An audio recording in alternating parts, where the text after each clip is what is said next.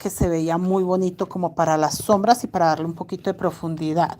La mochila de Halloween, les voy a mostrar. Esta mochila, este gris no es este gris plata, no es este, es este. Y mire cómo le dio la profundidad tan bonita. Entonces, si ves, es un gris muy sutil, pero la profundidad que le dio es muy hermosa.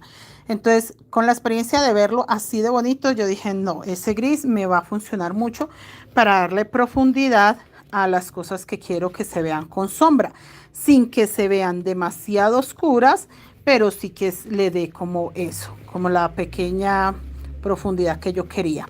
Entonces sí, la experiencia con esta mochila fue genial y por eso amamos tanto este tono de gris, que yo digo que es beige, pero cuando lo fui a comprar todo el mundo me decía es gris, y yo bueno, lo dejo como gris.